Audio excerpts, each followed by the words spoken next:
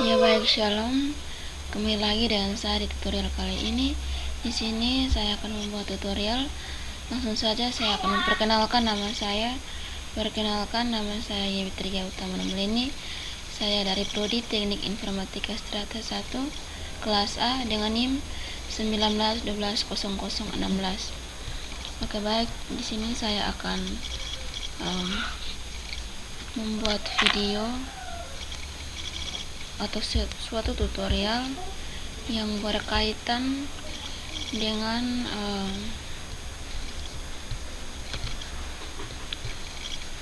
mata kuliah interaksi manusia dan komputer. Oke, di sini saya mengerjakan soal UAS dan saya akan mempresentasikannya.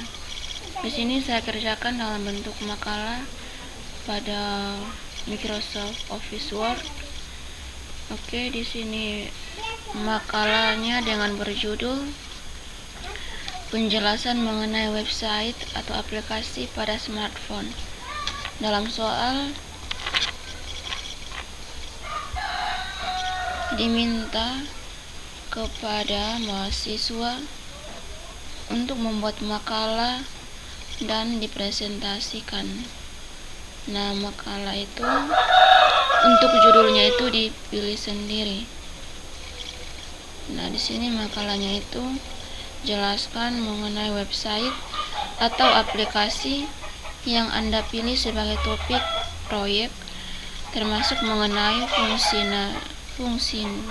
fungsionalitas sistem dan fitur yang dimiliki, dengan deskripsi sebagai berikut. Oke. Di sini untuk aplikasi atau website yang saya pilih yaitu website atau aplikasi pada smartphone atau pada HP. Oke, makalah ini disusun untuk memenuhi UAS atau ujian akhir semester dengan mata kuliah interaksi manusia dan komputer. Dosen pengampu Mardelia Saitakela Eskom MT, yang disusun oleh saya sendiri atas nama Yewitria Utama Meleni, NIM 19120016, kelas garing Prodi, kelas A, Prodi Teknik Informatika Strata 1. Oke, program studi Teknik Informatika Strata 1 Sekolah Tinggi Ilmu Manajemen Informatika Komputer, Stikom Uyalindo Kupang 2020-2021. Oke, kita masuk pada kata pengantarnya. Itu tadi isi dari covernya. Kemudian isi kata pengantarnya yaitu puji syukur atas kehadiran Tuhan Yang Maha Kuasa karena telah memberikan kesempatan pada penulis untuk menyelesaikan makalah ini. Atas rahmat dan hidayahnya, penulis dapat menyelesaikan makalah ini yang berjudul penjelasan mengenai website atau aplikasi pada smartphone serta beberapa penjelasannya. Makalah penjelasan mengenai website atau aplikasi pada smartphone serta beberapa penjelasannya disusun guna memenuhi soal UAS atau ujian akhir semester yang diberikan oleh Ibu dosen pengampu mata kuliah pada mata kuliah interaksi manusia dan komputer di kampus Stikom Uyalindo Kupang. Selain itu, penulis juga berharap agar makalah ini dapat menambah wawasan bagi pembaca dan juga para pendengar tentang penjelasan mengenai website atau aplikasi pada smartphone serta penjelasan berbagai lainnya. Penulis mengucapkan banyak terima kasih kepada Bapak Ibu selaku dosen mata kuliah soal UAS yang telah diberikan, yang dapat menambah pengetahuan dan wawasan terkait bidang yang ditemui penulis. Penulis juga mengucapkan terima kasih kepada semua pihak yang telah membantu proses penyusunan makalah ini. Penulis menyadari bahwa makalah ini jauh lebih dari kata sempurna. Oleh karena itu, diminta kritikan, saran, dan pendapat yang membangun akan makalah ini. Dengan waktu dan kesempatan yang diberikan, penulis mengucapkan terima kasih. Kupang 14 Desember 2020. Oke, langsung saja kita masuk pada pembahasannya. Untuk pembahasannya di sini saya kasih bab 1, yaitu pembahasan soal sekaligus jawabannya. Untuk soalnya, jelaskan mengenai website atau aplikasi yang Anda pilih sebagai topik proyek, termasuk mengenai fungsionalitas, sistem, dan fitur yang dimiliki dengan deskripsi sebagai berikut. Oke, untuk soalnya yang bagian A, untuk nomor 1 bagian A, target website atau aplikasi. Nah, di sini target website atau aplikasi pada smartphone yang meliputi pertama itu nama sistem. Nama sistem di sini ada Android, iOS, BlackBerry, Windows Phone, Symbian, Beda OS, MaimOS, Mega OS, Open Web OS, dan Palm OS. Oke, teman-teman dapat melihatnya seperti ini.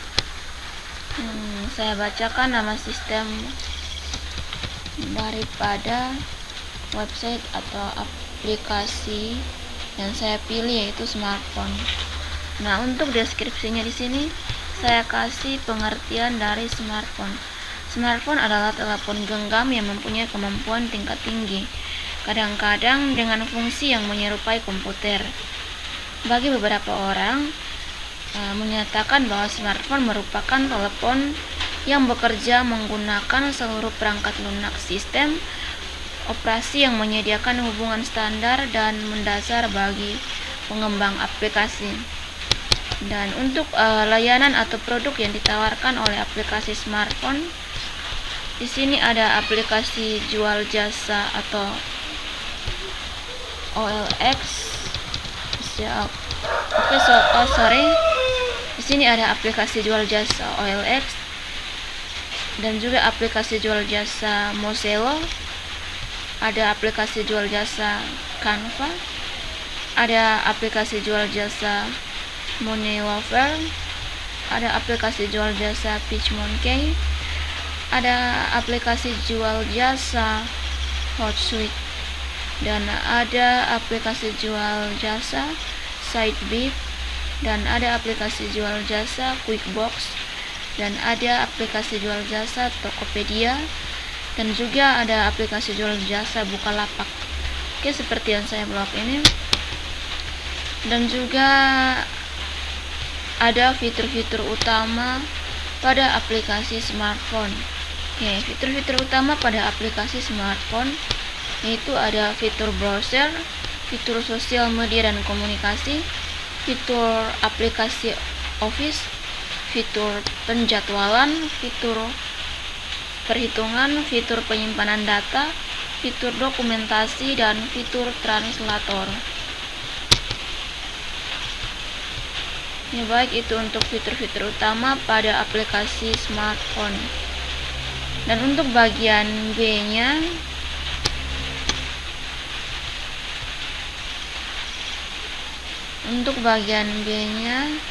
yaitu target pengguna. Pada target pengguna ini yang ditujukan pada aplikasi web atau smartphone adalah menggunakan aplikasi mobile web dan mobile apps dengan masing-masing mempunyai karakteristik yang berbeda. Untuk menjelaskan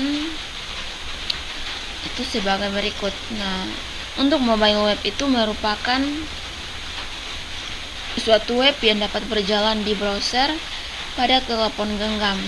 Sedangkan mobile apps merupakan aplikasi komputer yang diinstal dan dapat menjalankan fitur-fitur pada smartphone. Mobile web dapat diakses dengan menuju URL web tersebut menggunakan mobile browser, sedangkan mobile apps dapat diakses dengan melakukan instalisasi melalui store, kemudian membuka aplikasi tersebut. Untuk bagian C-nya yaitu konteks pengguna aplikasi smartphone, yaitu terdapat pada mahasiswa dalam menunjang aktivitas perkuliahan. Mengapa?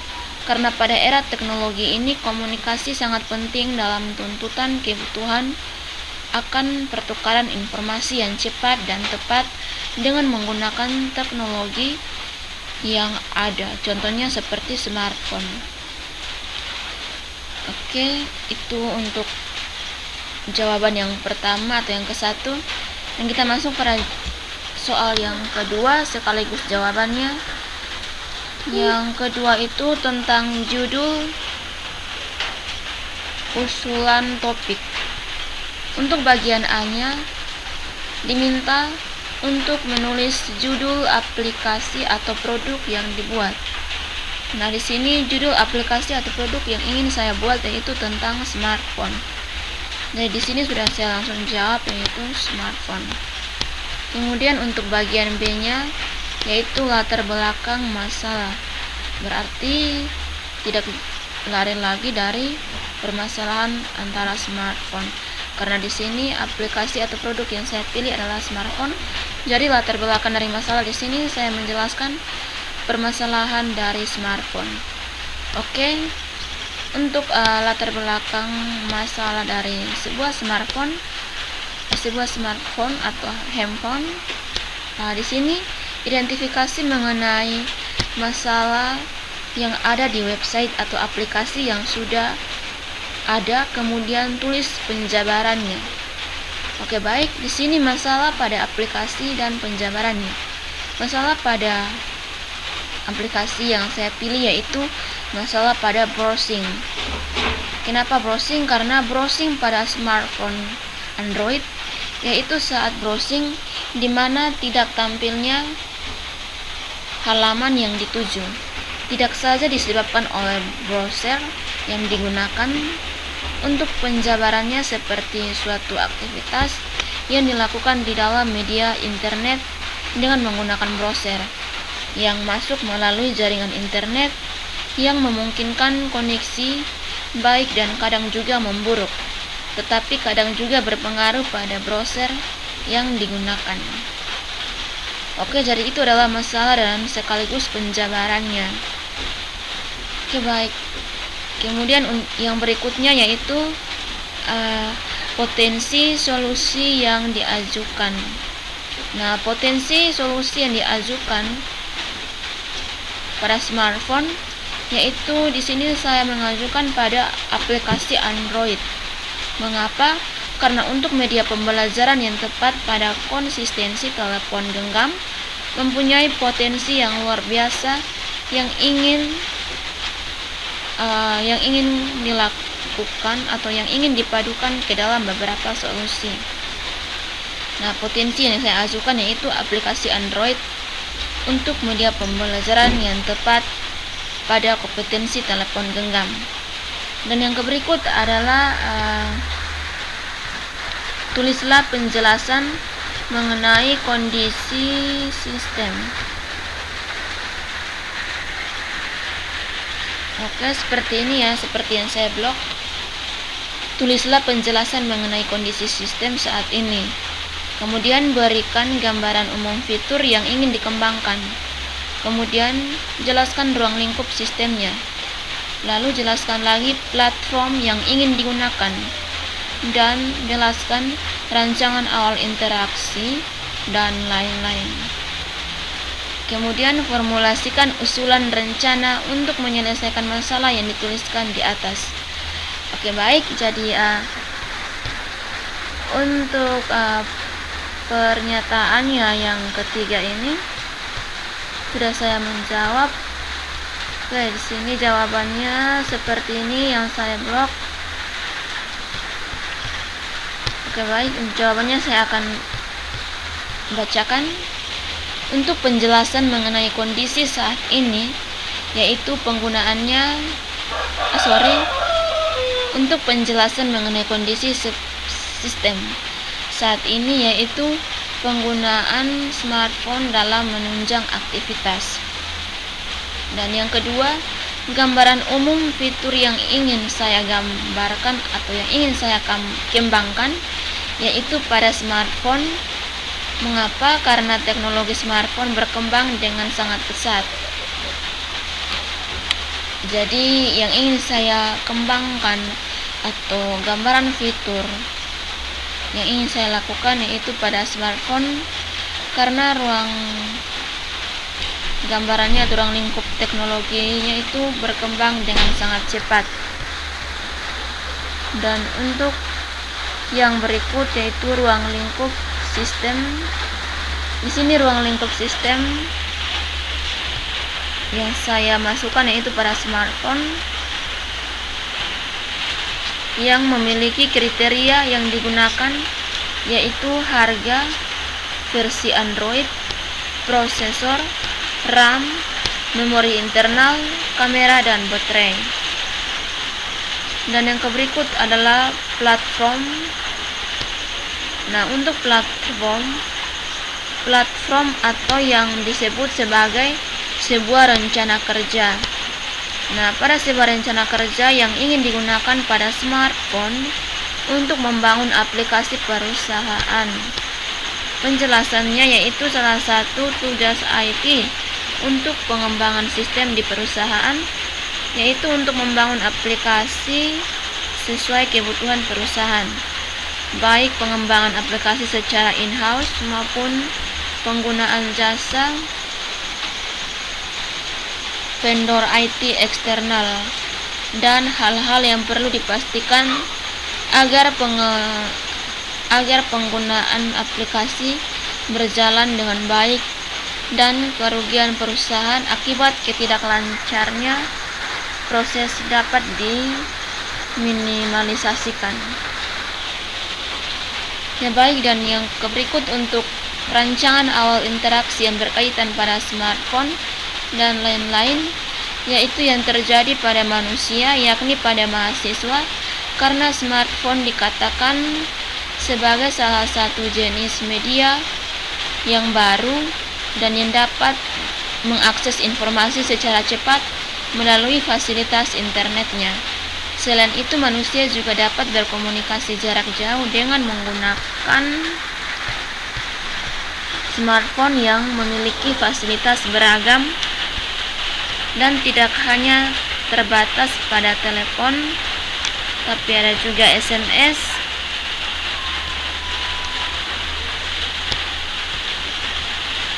dan smartphone yang berkembang saat ini menawarkan fitur video call. Berarti sangat canggih ya teman-teman untuk smartphone pada masa kini. Oke, dan untuk memberikan suatu transformasi dalam kegiatan komunikasi yang merupakan suatu rancangan awal interaksi pada peningkatan website smartphone di Indonesia. Jadi untuk peningkatan awal interaksi pada website smartphone atau pada aplikasi yang ada pada smartphone, yaitu untuk memberikan suatu transformasi atau kegiatan komunikasi yang begitu bagus dan tepat. Jadi rancangan awalnya itu terjadi pada manusia. Nah, di sini yang saya contohkan itu terjadi pada mahasiswa. Bisa juga terjadi pada anak-anak, orang tua, dan lain sebagainya yang menggunakan smartphone. Oke, dan untuk formulasi usulan rencana untuk menyelesaikan masalah yang dituliskan di atas. Oke, di sini formulasi atau perumusan beberapa materi yang bersifat penyederhanaan pada smartphone adalah penjelasan mengenai penggunaan smartphone, ruang lingkup pada smartphone, platform pada smartphone, bahkan rancangan awal interaksi pada smartphone. Ya baik, itu untuk jawaban soal sekaligus jawaban yang kedua. Kemudian untuk yang ketiga yaitu text analysis. Untuk text analysis Di sini diminta untuk melakukan suatu teks analisis pada sistem yang ada saat ini. Nah, tulislah hasil analisis suatu bagian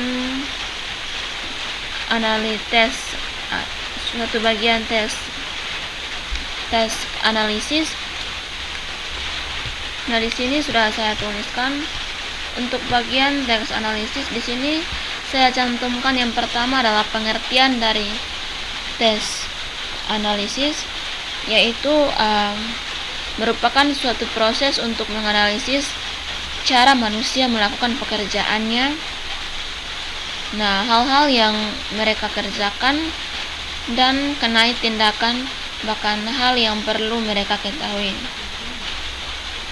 Oke, untuk hasil analisis suatu sistem pada smartphone yang saya lakukan, bagaimana saya dapat menganalisa suatu pekerjaan atau suatu hal sederhana seperti dengan membuat suatu hasil karya yang didesain oleh saya sendiri dengan cara mengedit beberapa video dan berbagai aplikasi yang ada pada smartphone. Oke, dan untuk soal yang ketiga, jawaban bagian yang pertama sudah saya bacakan atau sudah saya jelaskan, dan yang sekarang kita masuk pada jawaban yang keduanya, yaitu jelaskan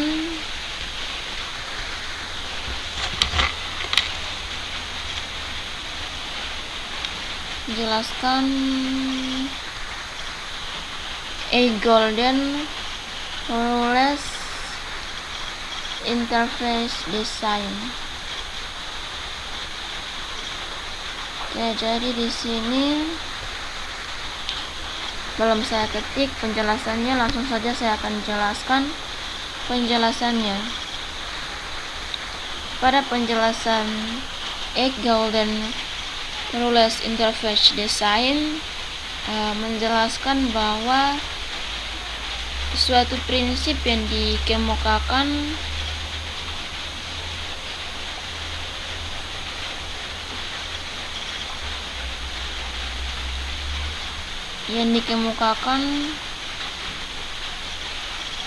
oleh Schneiderman, yaitu prinsip kumpulan untuk mendesain antarmuka yang berdasarkan a golden rules of interface design. Nah, saya akan menjelaskan yang pertama itu penjelasannya tentang konsistensi. Untuk konsistensi, first of all adalah konsistensi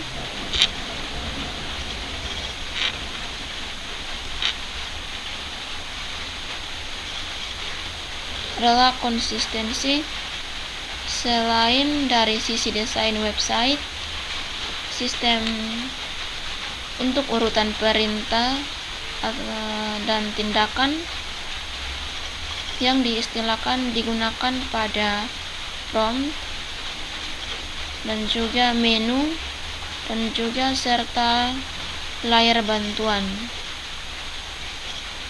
yang dapat diperhatikan. Oke.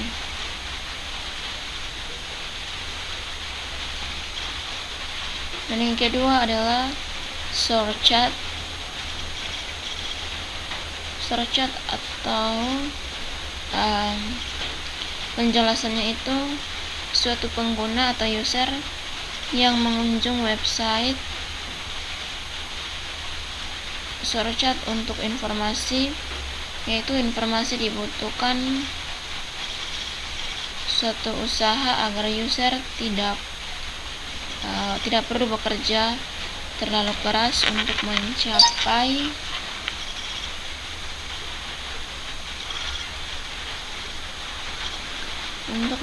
suatu website yang diinginkan. Pada kecepatan interaksi seperti ini, baik melalui singkatan, simbol maupun icon ataupun menu-menu yang sudah kita siapkan di halaman awal.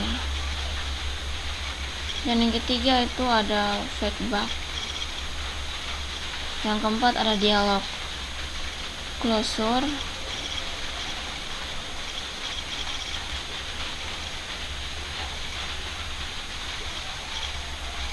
Dan yang berikut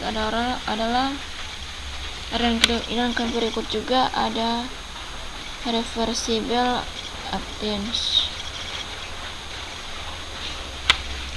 Dan lain-lain sebagainya. Di sini penjelasannya untuk sebuah website aplikasi smartphone. Pada bagian analisisnya